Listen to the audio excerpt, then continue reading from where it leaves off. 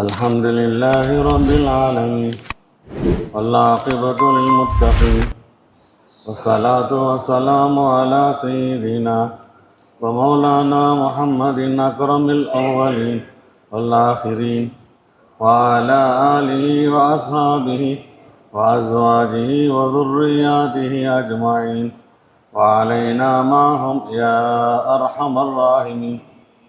أما بعد، فإن أصدق الحديث كتاب الله، وخير الهدي هدي سيدنا ومولانا محمد صلى الله عليه وسلم، وشر الأمور محدثاتها، وكل محدثة بدعة، وكل بدعة ضلالة، وكل ضلالة في النار. وبسند المتصل منا إلى الإمام الحافظ الحجة أمير المؤمنين في الحديث أبي عبد الله محمد بن إسماعيل بن إبراهيم بن المغيرة بن بردزفة الجافي البخاري رحمه الله تعالى ونفعنا بعلومه آمين أنه قال: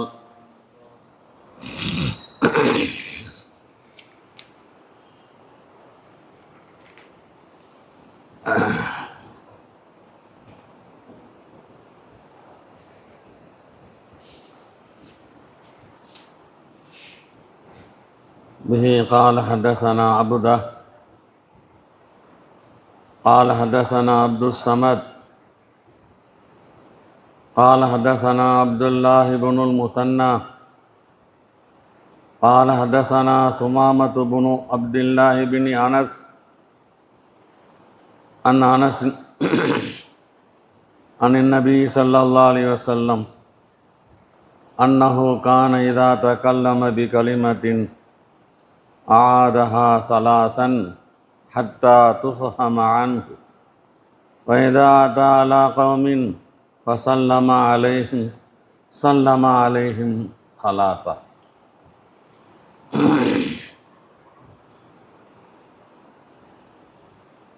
அனஸ் ரலியல்லாஹு அன்ஹு அறிவிக்கின்றார்கள்,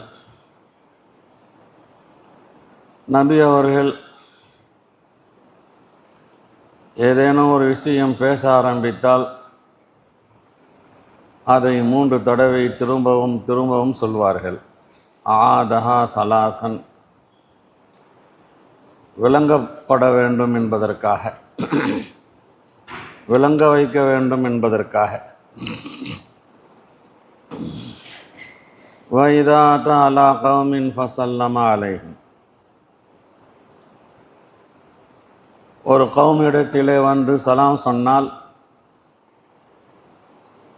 ஒரு கூட்டத்தாரிடத்தில் வந்து சலாம் சொன்னால்,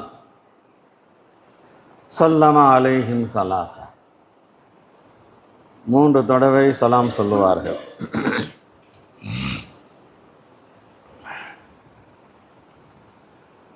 இதா அத்தா அலா கௌமின் என்கிற ஷர்த்துக்கு சல்லம அலைஹிம் சலாசா தான் ஜவாப். ஃபசல்லம அலைஹிம் என்கிற அந்த ஃபா இருக்கிறதே, அது அத்துஃபுக்காக வரும். வந்து சலாம் சொன்னால், வந்து தலைப்புக்கு தோதுவாக இதா தகல்லம பி கலிமத்தின் ஆதஹா சலாசா, இதான் முத்தாபக்கத் தர்ஜுமாவுக்கு. இந்த 20வது பேஜில் வந்திருக்குது. அடுத்து கிதாபுல் இஸ்திதான் ஒரு பாடம் இருக்கும் 923, அங்கேயும் இந்த ஹதீஸ் வரும். என்னத்திற்கு திரும்பவும் திரும்பவும் சொல்லுவாங்க? யாதத்துடைய நோக்கம் என்ன? தூரத்தில் இருக்கிற ஜனங்களுக்கு நம்ம சொல்கிற விஷயம் போய் சேரணும். கிட்ட உள்ளவங்க முதல் தடவையிலேயே புரிஞ்சிடுவாங்க. ஏதோ சொல்கிறாங்களே அப்படின்னு சொல்லி கொஞ்சம் தூரத்தில் உள்ளவங்க கவனம் செலுத்த ஆரம்பிப்பாங்க. என்ன சொல்கிறாங்கன்னு எனவே ஒரு விஷயத்தை 1 2 3 சொல்லியாச்சுன்னு சொன்னால் தூரத்தில் உள்ளவங்களுக்கும் போய் சேர்ந்துடும். இது ஒரு நோக்கம். இந்த மையத்து செய்தி கூட 3 தடவை மைக்கில் சொன்னால் கூட முதல் தடவையில் புரியாதது 2வது தடவையில் கொஞ்சம் புரியும். 3வது தடவையில் தான் எந்த குடும்பத்துக்காரு, யார் மகன், எந்த தெருவில் இருக்கிறாருன்னா கண்டுபிடிக்க முடியும். ஒவ்வொரு நாள் அனுபவத்தில் நம்ம பார்க்குறோம். 3 தடவை சொல்கிறது. யாராவது விஷயம் தெரியாதவங்க 2 தடவை சொல்லி ஸ்டாப் செஞ்சுட்டாங்கண்டா யார் ஒன்றும் புரியலையே, டக்குன்னு ஆஃப் பண்ணிட்டானே என்கிற மனசில் ஒரு குறை வருதா இல்லையா? 2வது தஃபீம் நோக்கம், புரிய வைக்கிறது. முதல் தடவை சொன்னோம் புரியல, 2வது தடவை சொன்னோம் ஒரு பாதி புரிஞ்சிடும், 3வது தடவை சொன்னால் முழுசாக புரிஞ்சிடும். இது 2வது நோக்கம். அல்லது இஹ்திமாம், ரொம்ப முக்கியமான பாயிண்ட் இது, நான் சொல்லக்கூடிய இந்த பாயிண்ட்டை நல்லா கவனத்தில் வச்சுக்கணும், நல்லா கவனம் செலுத்துங்கோ, முக்கியத்துவத்திற்காக, புரிகிற விஷயமா இருந்தாலும் முக்கியமானது என்பதற்காக சொல்லுவாங்க.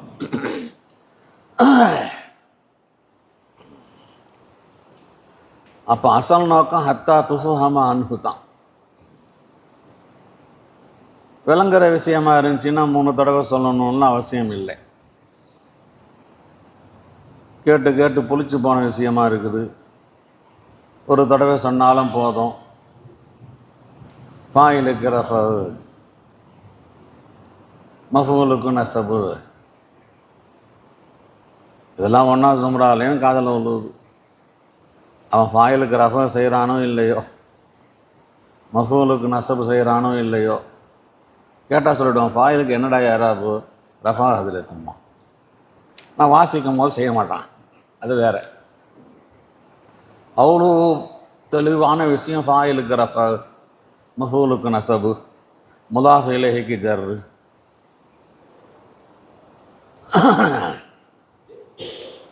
சல்லம அலைஹிம் சலாசா, அது புரிஞ்சிடுச்சு. இப்போ என்ன 3 தடவை அஸ்ஸலாமு அலைக்கும் அஸ்ஸலாமு அலைக்கும் ஹஜ்ரத் வராங்க. இப்போது 3 தடவை சலாம் சொல்லணுமா? இங்கே நபி அவர்கள் ஒரு கௌம் இடத்துல வந்தாங்கண்டா 3 தடவை சலாம் சொல்லுவாங்கன்றிருக்கு. அல்லது ஹஜ்ரத் உங்களுக்கு அஸ்ஸலாமு அலைக்கும் அஸ்ஸலாமு அலைக்கும் அஸ்ஸலாமு அலைக்கும் சொல்லணுமா? அப்படி இல்லை. இதுக்கு என்ன விளக்கம்டா, இதில் நிறைய கருத்து இருக்குது. சில பேர் அனுமதி கேட்பதற்காக ஒரு சலாம். 2வது தஹிய்யத், இதா ஹய்யிதும் பி தஹிய்யத்தின், ஒரு முஸ்லீம் ஒரு முஸ்லீமை சந்தித்தால் சலாம் சொல்லணும். ஆகவே முகத்துக்கு முகம் சந்திக்கும் போது ஒரு சலாம். 3வதாக பேசி முடிச்சுட்டு மஜ்லிஸை விட்டு கலையும் போது ஒரு சலாம். இப்போ உங்களுக்கு அஸ்ஸலாமு அலைக்கும் வந்து ஹஜ்ரத் வந்தோன்னு சொல்கிறீங்க, ஆனால் போகும்போது யாரும் சலாம் சொல்கிறதில்லை. பாடம் விட்டு போகும்போது சலாமா சொல்கிறீங்க, அஸ்ஸலாமு அலைக்கும் சொல்லிட்டா போகிறீங்க, அப்படிலாம் சொல்கிறீங்க.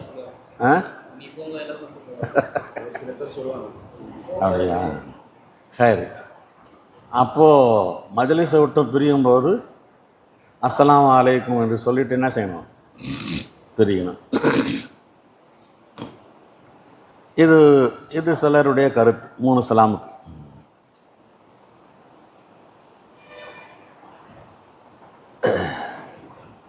சில பேர் சொல்கிறாங்க, பெரிய மஜ்லிஸாக இருந்துச்சுன்னு சொன்னால் இப்திதாவில் ஒரு சலாம், வஸ்துல ஒரு சலாம், இன்திஹாவில் ஒரு சலாம். பயான் செய்கிறவங்க முதல்ல சலாம் சொல்லிடுறாங்க, முடிக்கும் போது கூட சலாம் சொல்கிறாங்க. இந்த வஸ்துல இருக்கிற சலாம் அமல்ல இல்லை தானே?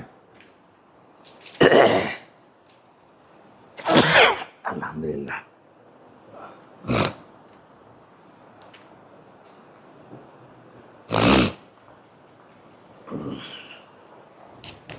இப்படியெல்லாம் கருத்துகள் இருந்தாலும் சிறந்த கருத்து என்ன தெரியுமா? அனுமதி கேட்பதற்காக 3 சலாம்.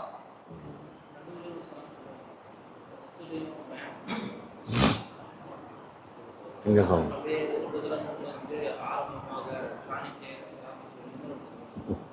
சரி, 3 சலாமும் இஸ்திதானுக்கு. கதவு பூட்டி இருக்குது அல்லது திறந்து இருக்குது, வீட்டுக்கு உள்ளால இருக்கிறார், அவரை அழைப்பதற்கு சுன்னத்தான முறை அஸ்ஸலாமு அலைக்கும், பதில் வரல. அஸ்ஸலாமு அலைக்கும், பதில் வரல. அஸ்ஸலாமு அலைக்கும், பதில் வரல. பேசாம போயிட வேண்டியதுதான். அனுமதி கிடைக்கல. இப்படியாக 3 தடவை சலாம் சொல்லி அனுமதி கேட்கணும். 4வது தடவைலாம் சலாம் சொல்லி அங்கேயே நின்றுக்கிட்டு அவர் வற்புறுத்தி வெளியே கொண்டு வருவதற்கெல்லாம் தொல்லை கொடுக்கக்கூடாது.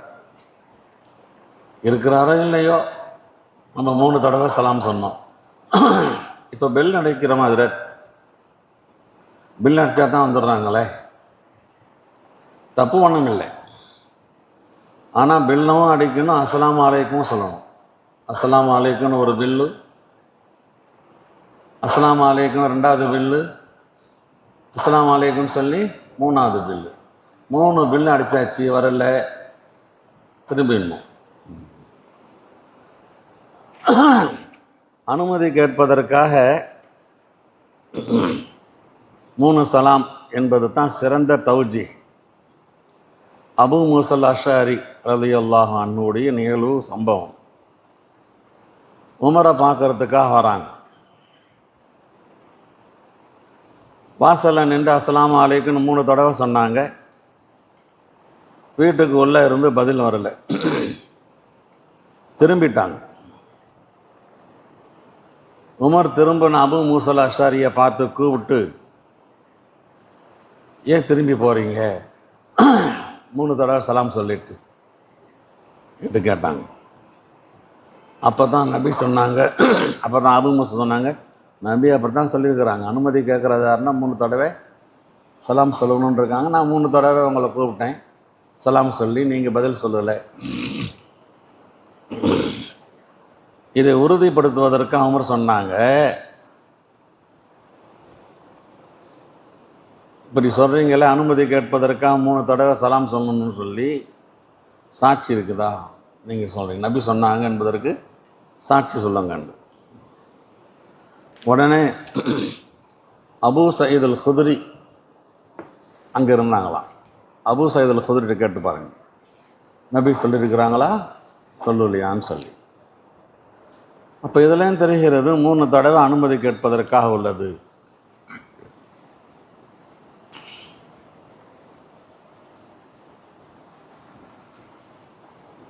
அபூ சயீத் அல் குத்ரிங்கிறவங்க சின்ன வயசுக்காரங்க, சிறு பிராயத்தில் உள்ளவங்க.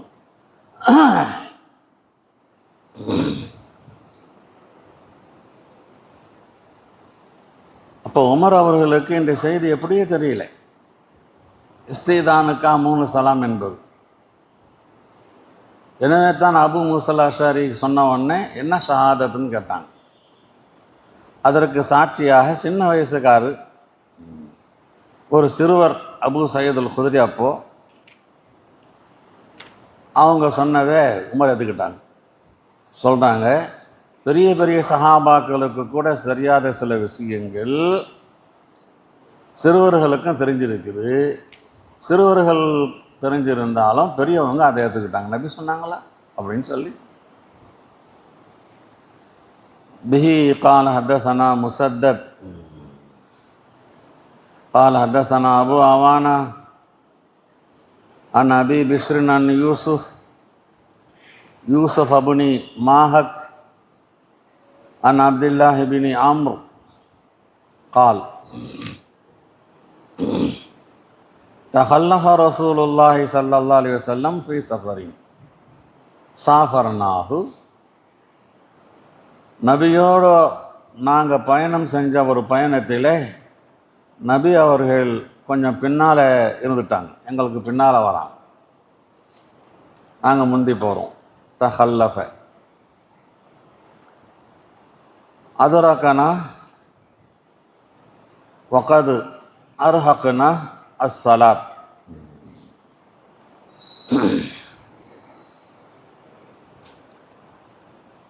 எங்களை வந்து அடைந்தது அதுரக்கனா.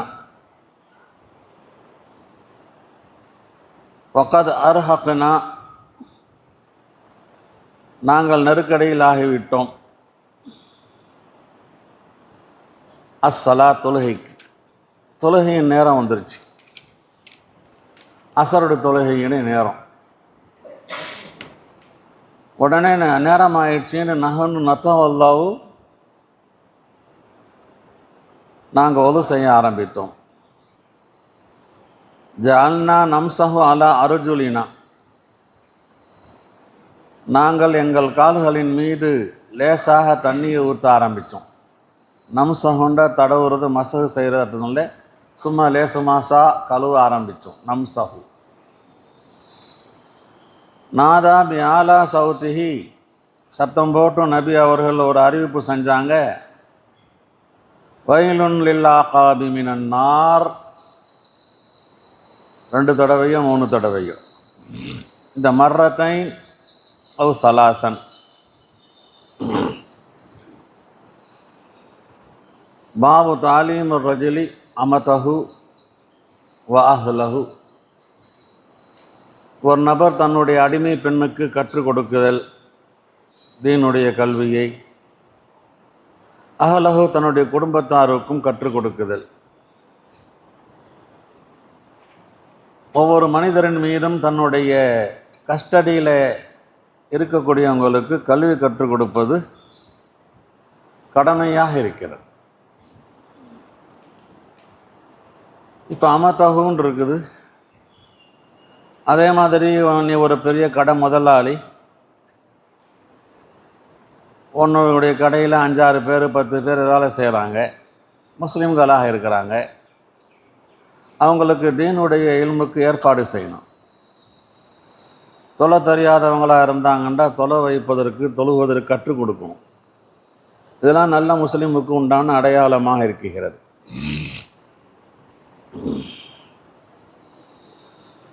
இதுக்கு முந்தைய பாபுல பொது கல்வி தாலீமே ஆம், இதில் தாலீமே ஹாஸ்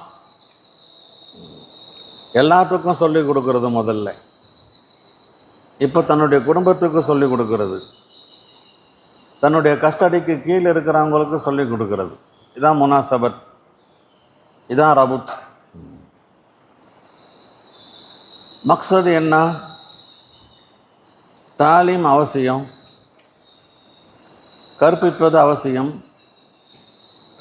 ஒவ்வொரு மனிதர்களும் இல்மை கற்றே ஆகணும். இஸ்லாத்தை பொறுத்தவரையில் தலபுல் இல்மி ஃபரீலத்துன் அலா குல்லி முஸ்லிமின். ஆனால் ஹிந்து மதத்தில் அப்படி அல்ல. மத ரீதியில் பிராமன் மட்டும்தான் கற்றுக்கணும் அவங்களுடைய மதத்துடைய கல்வியை, வேத கல்வியை. மற்றவங்கள்லாம் அந்த பிராமனுக்கு கீழால் தானாக நேராலாம் வணங்க முடியாது. அந்த சாமியார்கள், அந்த பிராமணர்கள், குருக்கள் அவர்களை கொண்டு மட்டும்தான் வணங்க முடியும். இஸ்லாம் சொல்லிடுச்சு எல்லாரும் கற்றுக்குங்க, நீங்களும் நேரடியாக அல்லாஹ் வணங்குங்க. அதோட ஆண்களுக்கு மட்டுமல்ல பெண்களுக்கும் சேர்த்து தான் கல்வி. அதனால்தான் அஹ்லஹு அமதஹு அபுதஹுன்னு சொல்லலைங்க, அமதஹு. பெண்களாக இருந்தாலும் அவங்களுக்கும் இல்முத்தீன் கற்றுக் கொடுக்கணும். காரணம், நாளைக்கு அம்மாவாக வரக்கூடியது அவங்க தான். நாம் பெற்ற பிள்ளையை பெற்றுட்டு காசு சம்பாதிக்கிறதுக்கு வீட்டை விட்டு வெளியே போயிடுவோம். கடத்தூருக்கு போயிடுவோம், ஊருக்கு போயிடுவோம், வெளியூருக்கு போயிடுவோம், வெளிநாட்டுக்கு போவோம். நம்ம பிள்ளை வளர்கிறது நம்முடைய மனைவியின் மடியில் தான். எனவே நம்முடைய மனைவி குழந்தைக்கு தாய். அந்த தாய் இடத்துல எந்த அளவுக்கு இல்மு தீன் இருக்கிறதோ அந்த அளவுக்கு நம்ம பிள்ளையும் தீனுடைய பிள்ளையாக வளரும். எனவே முதல் மதரசா பெண்கள் தான் முதல் மதரசா. எனவே பெண்களில் சுதந்திரமான பெண்கள் மட்டுமல்ல, அடிமை பெண்களுக்கு கூட இல்மை கற்றுக் கொடுக்கணும் என்பதெல்லாம் இமாம் புகாரியுடைய அசல் நோக்கமாக இருக்கிறது. எப்படி ஆண்களுக்கு கல்வி கற்பது கடமையோ அதை போன்று பெண்களும் கல்வி கற்பது கடமை. நாம் பேசுகின்ற இந்த பேச்சு தீனுடைய இபாதத்துகள் செய்வதற்கு எந்த அளவுக்கு கல்வி தேவையோ அந்த அளவுக்கு. உலக ரீதியில் சம்பாதிப்பதற்கு கல்வின்னு அதெல்லாம் சொல்லணும்லாம் அவசியம் இல்லை, தானாகவே தெரியும் சம்பாதிப்பதற்காக உண்டான கல்வி.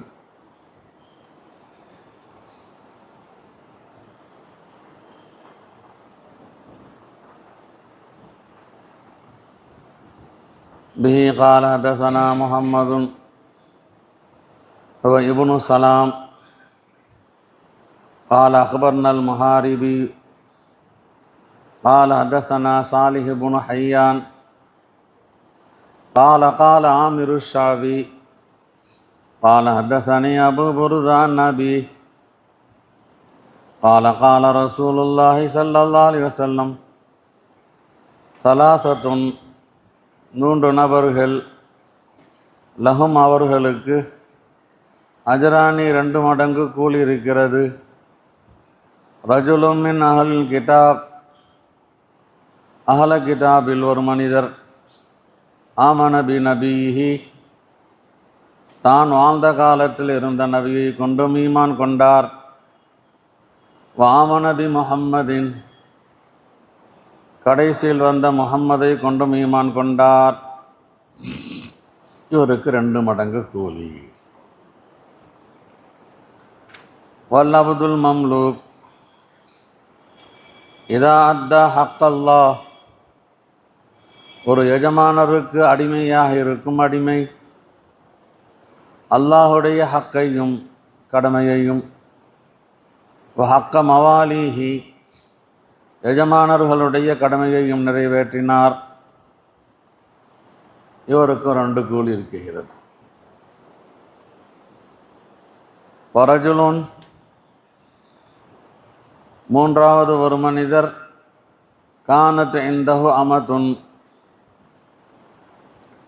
அவரிடத்திலே ஒரு அடிமை பெண் இருந்தால் யதவுஹா அந்த அடிமை பெண்ணையும் பயன்படுத்தி கொண்டிருந்தார். உடல் ரீதியில் உடல் உறவு ரீதியில். அத்தபஹா அஹ்சன தாதீபஹா நல்ல முறையில் ஒழுக்கம் கற்பித்தார். வ அல்லமஹா ஃப அஹ்சன தாலீமஹா நல்ல முறையில் இல்முத்தீனையும் கற்றுக் கொடுத்தார். சும்ம ஆத்தகஹா அடுத்து உரிமை விட்டார். ஃபதஸவ்வஜஹா திருமணம் செய்து கொண்டு தனக்கு சமமாக ஆக்கி கொண்டார். ஒரு கணவர் ஒரு மனைவி, முதல் எஜமானர் அடிமை என்கிற அந்த நிலையிலேருந்து டாப்புக்கு கொண்டு வந்து ஆத்தகஹா தஸவ்வஜஹா ஃபலஹு அஜ்ரானி. சும்ம கால ஆமிர் இந்த ஹதீஸை அறிவித்த ஆமிர் அவர்கள் சாலிஹ் இப்னு ஹையான் இடத்துல சொன்னாங்க, ஆத்தைனா கஹா பிகைரி ஷையின் ஃப்ரீயா ஒரு பைசா கூட உன்கிட்டன்னு வாங்காமல் இதை உனக்கு நாம் கற்றுக் கொடுத்தோம்.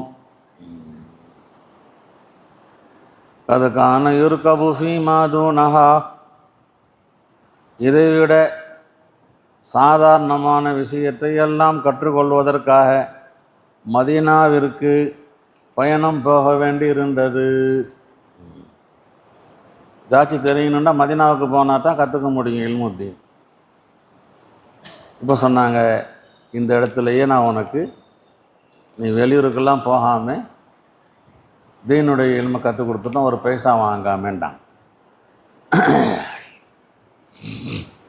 இந்த ஹதீஸ் இங்கே வந்திருக்குது 346 வரும், 422 வரும். ஜிஹாது பாடத்தில் கிதாபுல் அம்பியாவில் 490வது சஃபஹாவில் வரும். நிக்காஹ் பாடத்திலையும் 761 வரும்.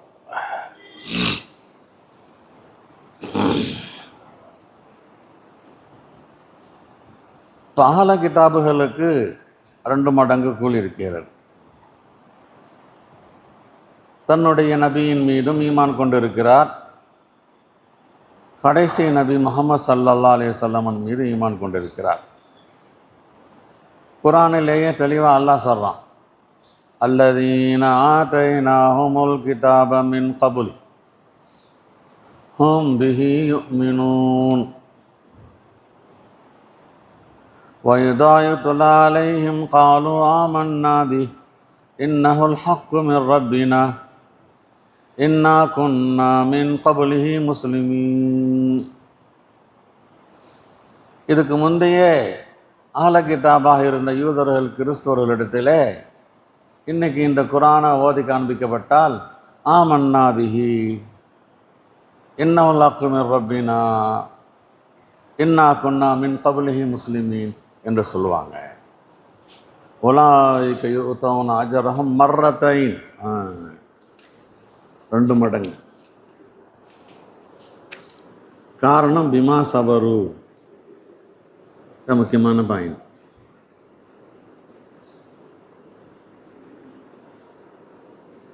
ஒரு இயக்கத்தில் இருந்துக்கிட்டு நீண்ட நெடிய நாட்களாக அந்த இயக்கமும் உண்மையானது என்று நம்பி இருந்து கொண்டு இருக்கும்போது அடுத்த ஒரு இயக்கம் புதுசாக வருது. அந்த இயக்கத்தை ஏற்றுக்கொள்வது மனசு அவ்வளோ சீக்கிரமான ஒத்துக்காது. ஒரு மதத்திலேருந்து இன்னொரு மதத்துக்கு மாறுவது என்பது. ஏன்னா அஹ்ல கிதாப் அவங்களும் டாப்பில் உள்ளவங்க தான் குர்ஆனே சொல்லுது. அப்படியெல்லாம் சொல்லப்பட்ட அந்த குர்ஆனில் இதையும் ஏற்றுக்கொண்டு அது மாற்றப்பட்டு விட்டதுன்னு நம்புறது இருக்கிறத பிமா சபரு. திடீர்ட்டு பூண்டு வேதக்காரங்களாக இல்லை, மூட நம்பிக்கை நிறையா இருக்குது, கண்டதையும் வணங்கிட்டு இருந்தாங்க. அவங்கெல்லாம் இஸ்லாத்துக்கு டக்குன்னு வந்துடுவாங்க. ஒன்றும் பெரிய பிரச்சனை இல்லை. அதெல்லாம் அவங்களுக்கு ஒரு பெரிய கஷ்டமெல்லாம் ஒன்றும் இருக்காது அறிவு ரீதியாக சிந்தித்து பார்க்கும்போது. ஆனால் ஆல கிதாபுகள் கடைசி கிதாப் குர்ஆனையும் கடைசி நபி முஹம்மது ஸல்லல்லாஹு அலைஹி வஸல்லம் ஏற்றுக்கொள்வதுன்னு சொன்னால் அது அவ்வளோ சீக்கிரமாக மனது இடம் தராது. பிமா சபரு.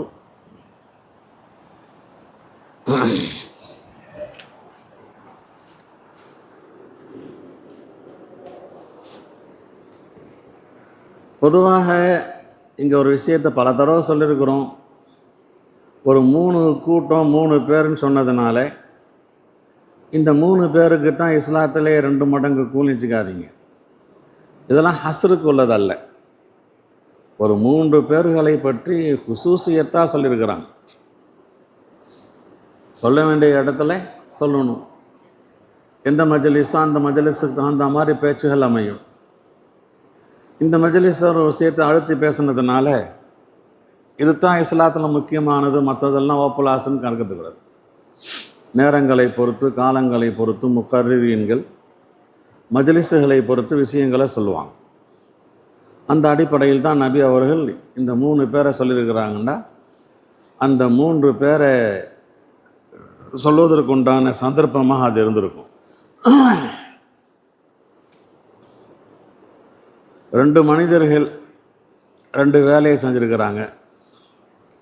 அவங்களுக்கு 2 கூலி கிடச்சிருக்குது. 2 மனிதர்கள் யார்? அஹ்ல கிதாபு. 2வது அடிமைகள். அல்லாஹ்வுக்கு கீழ்ப்பணிகிறதுன்னு ஒரு வேலை, எஜமானர்களுக்கு கீழ்ப்பணிகிறதுன்னு ஒரு வேலை. அதுக்கு ஒரு கூலி, இதுக்கு ஒரு கூலி.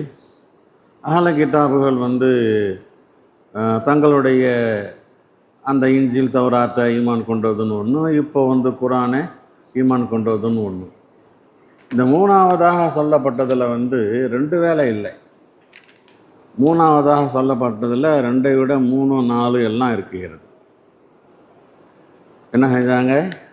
கற்றுக் கொடுத்தாங்க, ஒடுக்கத்தை கற்பித்தாங்க, உரிமையை விட்டாங்க, கல்யாணம் செஞ்சுக்கிட்டாங்க. இந்த 3வது நபர். இந்த 3வது நபர் பல வேலையை செஞ்சுருக்கிறாருன்னு சொன்னால் அதுக்கு தகுந்த மாதிரி நிறையா சவாபுள்ள கொடுக்கணும்னு ஒரு இஷ்கால். ஏத்தாக்குன்ற ஒரு வேலை. ஏத்தாக்குக்கு முன்னால் இருக்கிற தாலீமு, தஅத்துபு இதெல்லாம் ஏத்தாக்குக்கு உள்ளால் வந்துடும். நிக்காகுன்ற ஒரு வேலை. இந்த 2 தான் மெயின் பாயிண்ட். உரிமையை விட்டது ஒரு வேலை, அடுத்து தன்னுடைய மனைவியாக ஆக்கி கொண்டது ஒரு வேலை. 2 மடங்கு.